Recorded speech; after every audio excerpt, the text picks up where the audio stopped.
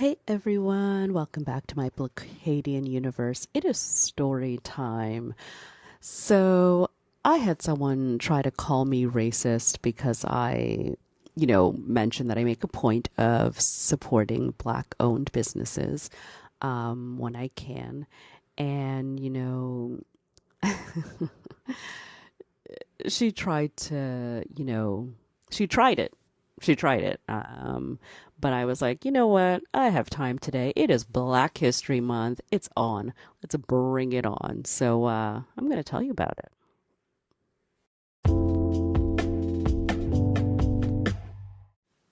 All right. So I was, at uh, my, place of work, and I was like discussing with my friend, just who is another black woman, my colleague, and I was, just describing my woes, as they say, like, first world problems where um, I I was, complaining about like how I had to find a new uh, uh, moisturizer for my face. I know this is so exciting, but because I won't say the brand because I'm not about to get sued, but they changed the formula and now it's leaving a white cast.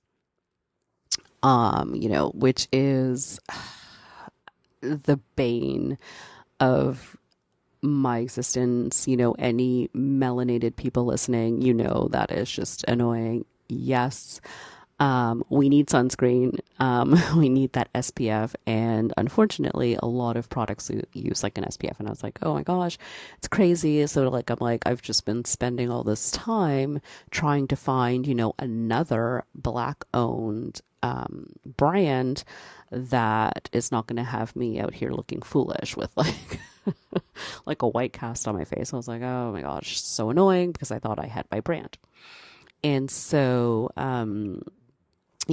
this woman inserts herself into this conversation, like she's not a part of it.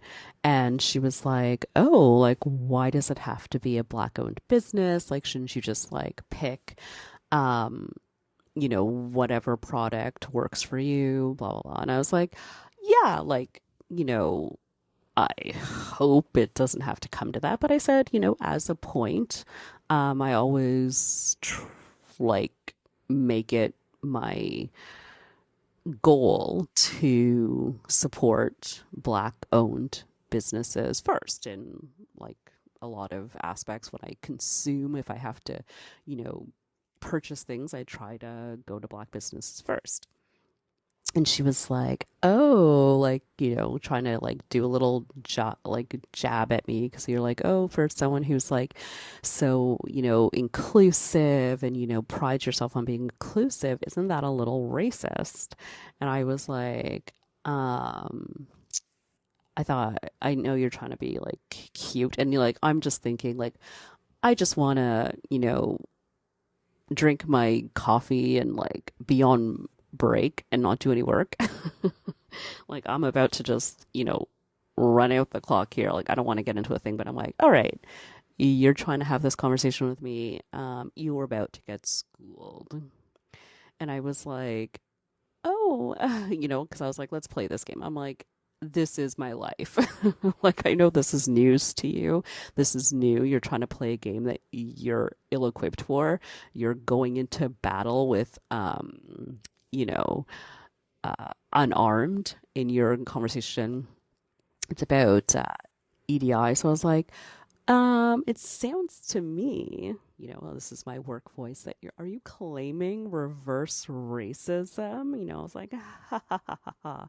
And I was like, shots fired. And it was in that moment where she knew she fucked up. Okay, just be honest. I could see the blush coming up her face because she was like, "Oh, she's not gonna let this one go." Like she thought she could just drop like calling me racist. And I was like, no, let's go. So I was like, oh, it seems like are you trying to claim reverse racism? Ha ha ha ha. Let's pretend I'm not about to just, destroy your life here. And she was like, oh, no, no. She's like getting all defensive and, trying to make some like weak argument about, how I should just consume what I'd like. And so that's when I had to bring out the data. So I've done, tons of research into this area, and so I was just, ready. Just you if you stay ready, you don't have to get ready. And so I was like, oh well, I'm know you've attended some of my sessions, and I'm like, I know how white supremacy works, and I was like, one of the things that white supremacy has done in our society is prevent barriers to um, Black people building and sustaining generational wealth. And one of the ways that, um, that happens is through owning your own business.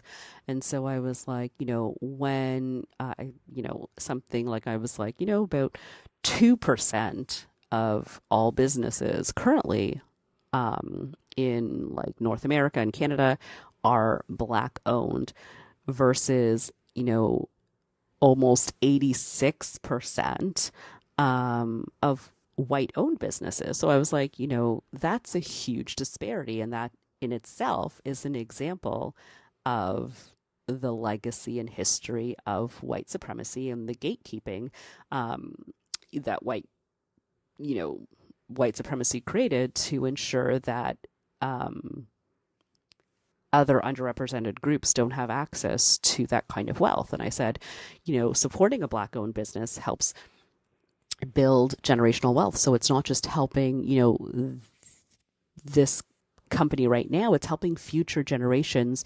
have independency and break those bonds and barriers of white supremacy, and it will change the face of the world. The innovation, the ideas, the creativity that will come out of supporting a different group of minds and people and a community benefits everybody. So, if I can spend my money to support that, it's one of the ways I use my activism to help support and break the bonds of white supremacy. And I was like, I don't have the luxury of being ignorant to the fact that how I spend my money or, how I act and do things doesn't actually have an impact on the world. As a, Black woman, these are very real things to me. So I was like, it's actually a very important issue to me that I take extremely seriously. And so, this is when she started backpedaling about, oh, I hadn't really thought about it. And I was like, yeah, no, a lot of people that don't have to think about it don't. It's uncomfortable and it's easier to just buy what you'd like and what you want. And I was like, yeah, well, I try to, move beyond that. And I was like, that's what we should be doing.